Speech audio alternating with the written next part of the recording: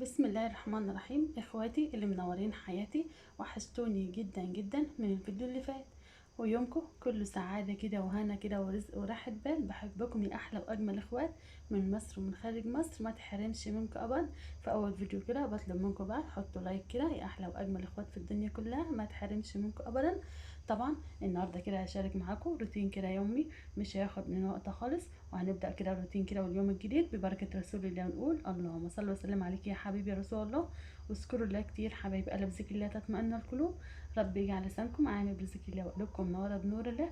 الفيديو النهارده جامد جدا ومشجع جدا يا احلى واجمل اخوات. امانة عليكم لايك كده واشتراك في القناة اللي لسه ما اشتركش، عشان طبعا القناة تكبر بيكم. بحبكم في الله، ربنا يديمكم دايما نعمة في حياتي طول العمر، وانتوا دايما كده في قلبي وعلى راسي من فوق، ما تحرمش منكم ابدا ولا من تعليقاتكم الجميله اللي كلها كلام طيب. طبعا زي ما انتم متعودين، اول حاجه كده بنعملها، جبنا بقى السائل بتاعنا اللي احنا كنا عاملينه، ونمسح بقى الرخامه بتاعتنا الجميله. النهارده اليوم جميل جدا. طبعا هجيب بقى طبعا ايه المسحوق بقى كده بعد ما حطيت بقى كده على الرخامه طبعا هنمسحها كده ونخليها فل شمعة منوره نضيفه كده وزي الفل، عشان انتوا عارفين بقى الجو حر بقى جدا اليومين دول. فطبعا اي حاجه واقعه على الرخامه بتجيب بقى نمل والطيور والحاجات اللي انتوا عارفينها. فطبعا ايه نتخلص بقى منها كده، نمسح بقى الرخامه كده يوميا، عشان انا ايه تكون نضيفه وزي الفل، ما يكونش عليها اي حاجه بقى كده. ومسحت بقى الترابيزه اهو. طبعا انتوا عارفين وجودكم معايا بيشرفني وبيشجعني، احلى واجمل اخوات في الدنيا كلها، ما تحرمش منكم ابدا. طبعا شلت بقى الرخاميات اللي شلت اسفل، اللي هي طبعا ايه المشايه الموجوده بقى في المطبخ كده، عشان نكنس بقى المطبخ بتاعنا يكون نضيف وزي الفل. بس امان عليكم حطوا لايك يا حلوين، بحبكم دايما في قلبي وانت على راسي من فوق. امان عليكم بقى لايكات كتير، حطوا كده لايك. يلا بينا كده بقى نشوف بقى هنبدأ ازاي اليوم النهارده. نكنس بقى المطبخ كده طبعا، عشان لو في اي حاجه واقعه ولا حاجه، لو انتوا عارفين ايه ان احنا جنب الاراضي الزراعيه، وفي بقى طيور عندنا. اول ما افتح البلكونه او البرندة، عايزه اقول لكم ان كل يوم يوميا بصحى الصبح اقول مش هفتح البرندة، والله العظيم اقول مش هفتح انا مش هفتح البرندة علشان طبعا الطيور ما يدخلش وكده في المطبخ.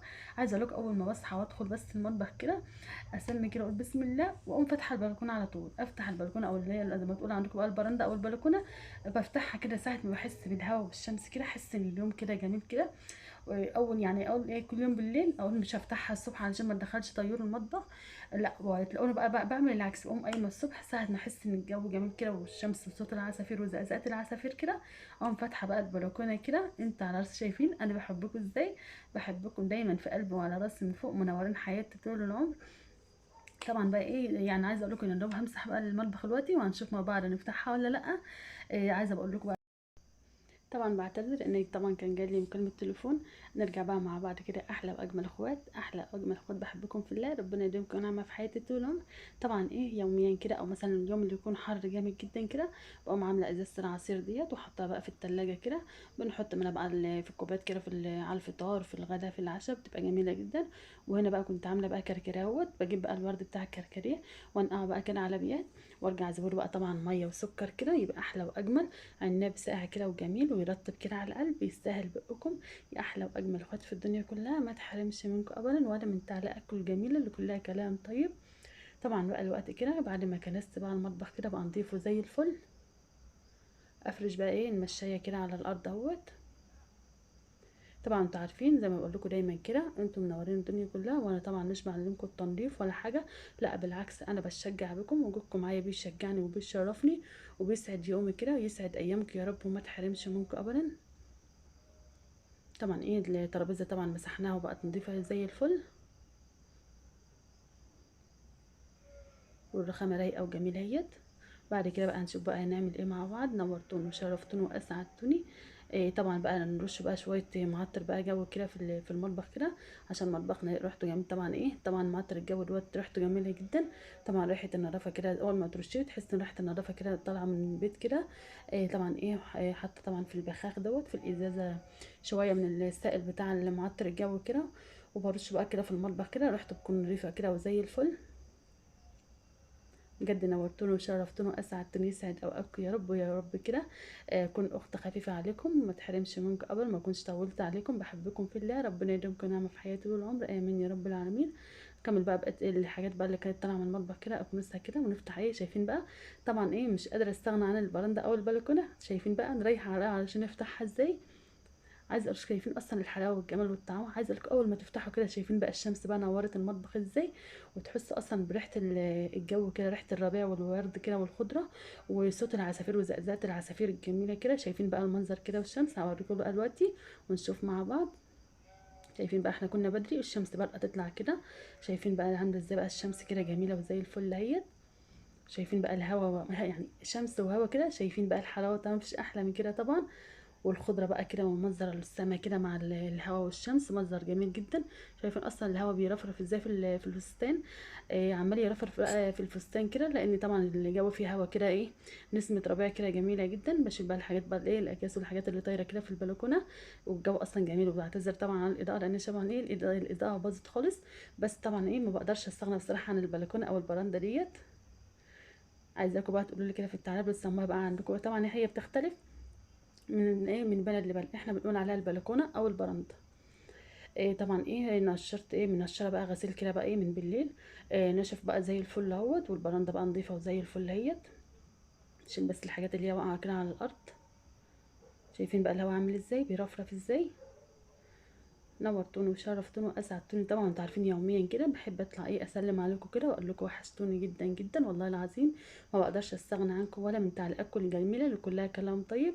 ربنا يرضيكم ويكبر خاطركم. احلى واجمل اخوات وانتوا دايما كده في قلبي وعلى راسي من فوق، ما تحرمش منكم ابدا. شايفين بقى طبعا الجو عامل ازاي. بس طبعا الاضاءه بايظه خالص.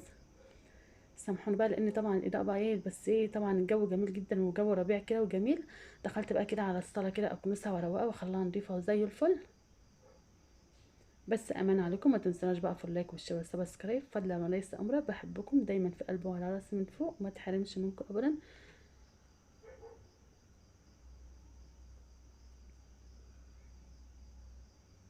بدات اكنس بقى الصلاحيات واخليها رايقه كده ونضيفه وزي الفل.